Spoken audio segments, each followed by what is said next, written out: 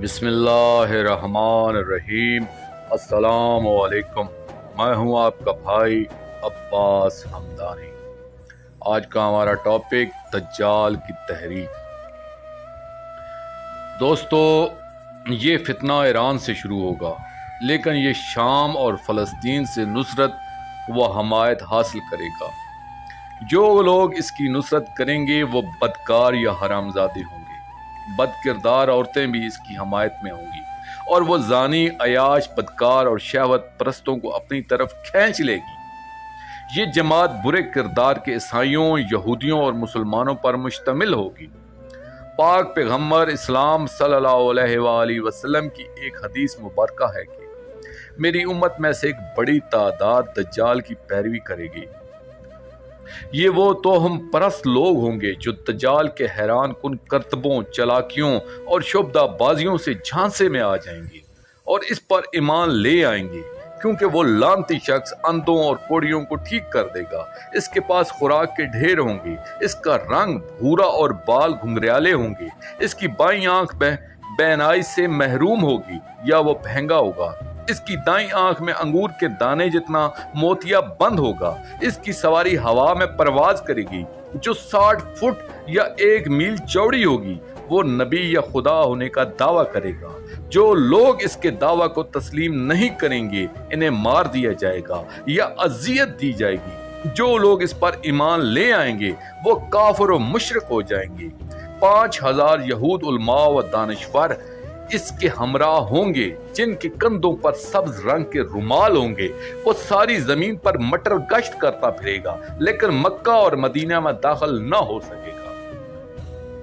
دوستو، اس کے غلبے کے دور میں دعوت الارض ظاہر ہوگا، اور اس کے بعد حضرت عیسیٰ علیہ السلام آسمان سے نازل ہوں گے، جو دجال کو کوئے آفیق یا فلسطین کے لدھا گیٹ پر قتل کریں گے۔ آج کل لدھا میں اسرائیل کا ایک بڑا ایئرپورٹ موجود ہے۔ دجال کے غلبے کے دور میں نیک اور صالح لوگ بہت زیادہ تعداد میں بڑی بے دردی سے قتل کیے جائیں گے، جن کے بدلے میں بہت سے غلط کاروں کو خدائی افواج بے رحمی سے قتل کریں گی۔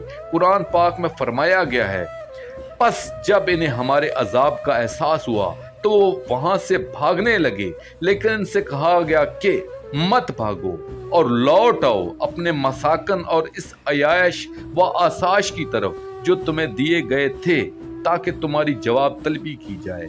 ان لوگوں نے کہا کہ ہائے افسوس ہم پر، بے شک ہم ظالم اور خطا کار تھے۔ ان کی یہ پکار جاری رہی جب تک ہم نے انہیں کٹی ہوئی کھیتی اور بجھی ہوئی راکھ نہ بنا دیا۔ سورہ الانبیاء آیات 12 سے لے کر 15۔ دوستو، قرآن پاک کی گزشدہ آیات کی تفسیر میں یہ فرمایا گیا ہے کہ صرف خروق نامی جگہ پر 30 لاکھ انسانوں کو قتل کیا جائے گا، اور وہ کٹی ہوئی فصلوں کی طرح یا بجھی ہوئی راکھ کی طرح پڑے ہوں گے۔ کتاب زکریا میں یہ بتایا گیا ہے کہ دیکھو، خداوند کا دن آتا ہے جب تیرا مال لوٹ کر تیرے اندر بانٹا جائے گا، کیونکہ میں سب قوموں کو فراہم کروں گا کہ یروشلم سے جنگ کریں، اور شہر لے لیا جائے گا، اور گھر لوٹے جائیں گے، اور عورتیں بے حرمت کی جائیں گی، اور آدھا شہر اسیری میں جائے گا، لیکن باقی لوگ شہر ہی میں رہیں گے۔ تب خداوند خروج کرے گا اور ان قوموں سے لڑے گا جیسے جنگ کے دن لڑا کرتا تھا۔ زکریا باب 14 آیات 1، 2، 3۔ اس کا مطلب ہے کہ جب یروشلم کا محاصرہ کر لیا جائے گا تو ہر عقیدے و مذہب کے لوگ جھوٹے مسیح کے لشکر میں داخل ہوں گے۔ وہ آدھے شہر کا کنٹرول سنبھال لیں گے۔ تب حضرت عیسیٰ علیہ السلام آسمان سے نازل ہوں گے، اور دعوت الارض یعنی کہ ایلیا علیہ السلام زمین سے ظاہر ہوں گے۔ ساری قوموں کو وہاں پیش ہونے کے لیے بلایا جائے گا۔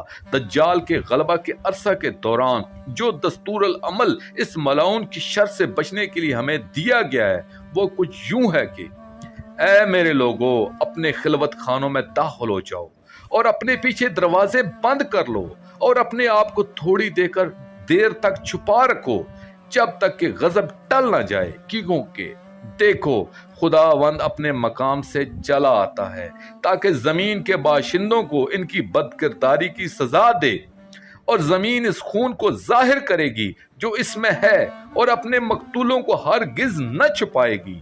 یسع باب 26 آیات 20-21۔ اور خداوند یروشلم سے جنگ کرنے والی سب قوموں پر عذاب نازل کرے گا کہ کھڑے کھڑے ان کا گوشت سوکھ جائے گا اور ان کی آنکھیں چشم خانوں میں گل جائیں گی اور ان کی زبان ان کے منہ میں سڑ جائے گی۔ زکریا باب 14 آیت 12۔ مکاشفہ عارف یونا میں دجال کے واقعات کو علامتی انداز میں بیان کیا گیا ہے۔ اور میں سمندر کی ریت پر جا کھڑا ہوا اور میں نے ایک حیوان کو سمندر سے نکلتے ہوئے دیکھا۔ اس کے 10 سینگ اور 7 سر تھے اور اس کے سینگوں پر 10 تاج تھے اور اس کے سروں پر کفر کے کلمات لکھے ہوئے تھے۔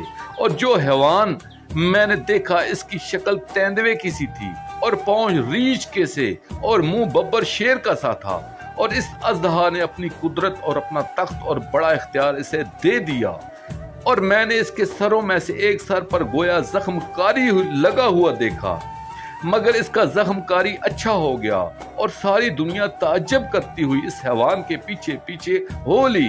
اور چونکہ اس اژدہا نے اپنا اختیار اس حیوان کو دے دیا تھا، اس لیے انہوں نے اژدہا کی پرستش کی اور اس حیوان کی بھی یہ کہہ کر پرستش کی کہ اس حیوان کی مانند کون ہے، کون اس سے لڑ سکتا ہے۔ اور بڑے بول بولنے اور کفر بکنے کے لیے اسے ایک منہ دیا گیا اور اسے 42 مہینے تک کام کرنے کا اختیار دیا گیا کہ مقدسوں سے لڑے اور ان پر غالب آئے۔ اور اسے ہر قبیلہ اور امت اور اہل زبان اور قوم پر اختیار دیا گیا، اور زمین کے وہ سب رہنے والے جن کے نام اس برہ کی کتاب حیات میں لکھے نہیں گئے جو بنائے عالم کے وقت سے ذبح ہوا ہے، اس حیوان کی پرستش کریں گے۔ جس کے کان ہوں وہ سنے، جس کو قید ہونے والی ہے وہ قید میں پڑے گا، جو کوئی تلوار سے قتل کرے گا وہ ضرور تلوار سے قتل کیا جائے گا۔ مقدسوں کے صبر اور ایمان کا یہی موقع ہے۔ مکاشفہ باب 13 آیات 1-10۔ دوستو، مذکورہ باب کے آخر میں یہ بتایا گیا ہے کہ وہ معاشرے کے ہر فرد کو اپنے جسم پر ایک چھاپ یا نشان لگوانے پر مجبور کرے گا۔ یہ نشان ایک آدمی کا نمبر ہے جو کہ 666 ہے۔ فی الحال ہمیں 666 کی معنی یا اہمیت سمجھ نہیں آتی۔ ممکن ہے کہ ہمیں آنے والے دنوں میں اس کا مطلب سمجھ آئے، یعنی اس کا کوئی مطلب نکل آئے۔ دوستو، آخر میں میں شکریہ ادا کروں گا اپنے مرشد کریم سید محمد جعفر الزمان نقوی البخاری سرکار دامِ ظلہ تعالی کا۔ یہ مضمون میں نے ان کی کتاب موعود الرسل یعنی دنیا کا آخری مسئلہ اعظم سے پیش کیا ہے۔ دوستو، آخر میں اپنے پاک شہنشاہ کی بارگاہ میں دعا کریں گے۔ اللہ جل یا ولی المظلومین، اللہ جل یا بلد الامین، اجر اللہ تعالی فرجک وصلوات اللہ علیکہ یا رب محمد وآل محمد صلی اللہ محمد وآل محمد واجل فرج آل محمد صلی اللہ علیہ وآلہ وسلم۔